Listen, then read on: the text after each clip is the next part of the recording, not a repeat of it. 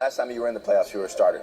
This year, it will look a little bit different. How has that transition been for you mentally going through all of this?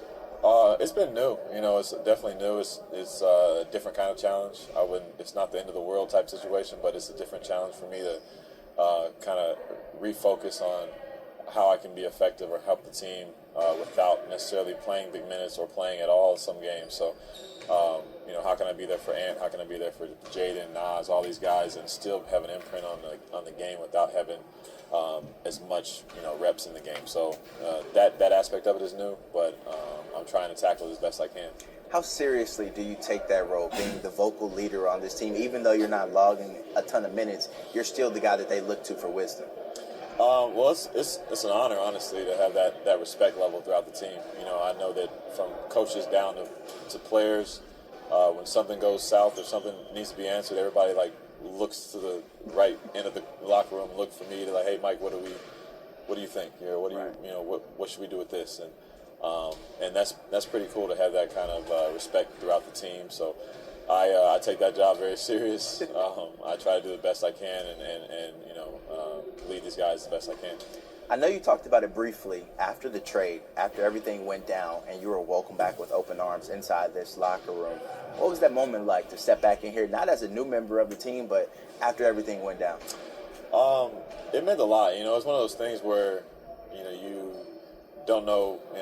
For them, I guess you don't know what you got until it's gone. Right. Type situation. And the week or so I was gone, I was getting texts from all the guys like, man, it feels crazy without you speaking in the huddle, or without you breaking the huddles, or directing guys or calming people down when they get angry. All kinds of different situations that occurred throughout that 2 weeks that you look over there and I'm not there. So it was cool to kind of have the guys they all give me hugs and just man, thank God you're back.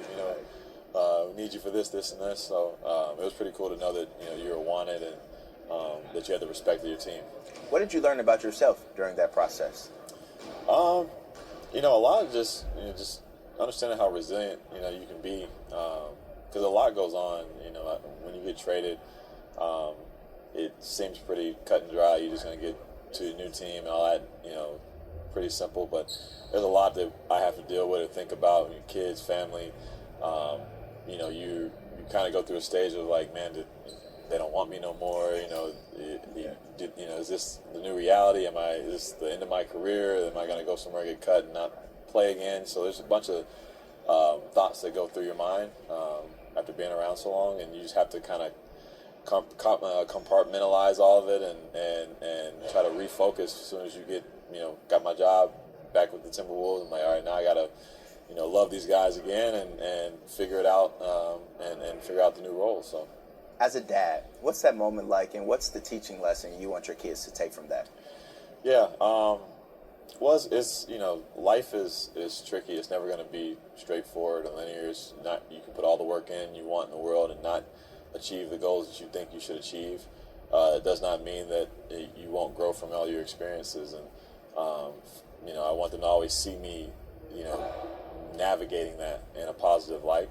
Not sitting there in the hotel room after getting traded, why would this happen to me? Think it's the end of the world, when it's clearly not, or anywhere close to that. New opportunities arise, new situations arise, and just try to take advantage of them when you get those. And my kids understand that. I think that they've seen me go through a lot. They've had to deal with a lot in the process, and so I'm just proud of them sticking with me and kind of getting along for the ride.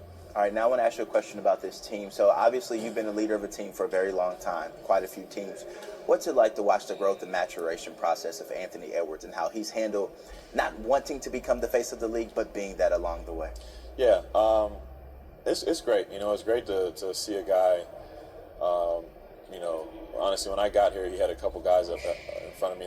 They had Pat Bev, Ricky Rubio, guys who were already kind of grooming him to get in line and do the right things, and for me to come in and just kind of carry that on and allow my mind to kind of seep into little parts of his game, little parts of his demeanor, the way he handles himself on and off the court, the way he approaches the team, the way he is getting more vocal and becoming more of that leader, which is necessary and a responsibility that he has to take on as he ascends the new heights that he's ascended to. So just proud that he's been able to just kind of take that by the reins and deal with it, and with all the craziness around him. I know his life is 100 times more crazy than mine, with all the commercials and shoes and all the stuff he has to do. So with all that going on, he's still able to come in here every day, get to work, push guys, challenge guys, and bring his the best version of himself, which is pretty cool. How good can he be, you think? I always say he could be the best player in the league and one of the best to play the game. He has that level of talent. He has that level of work ethic. There's areas of his game that I know he wants to improve at, and I know he's trying every day to do that. And when he does, round that all out, mix that mental side of the game with his athleticism and skill and his creativity, I think that can all blend into one of the best players we've seen. All right, lastly, you still seeking that coveted NBA Finals trophy. What's it going to mean to still be able to participate in these playoffs and have a chance to do that in year 19? I mean, just being able to participate in year 19 is a win for me. Being able to have an opportunity to play in the playoffs, compete at the highest level. We're playing Denver again.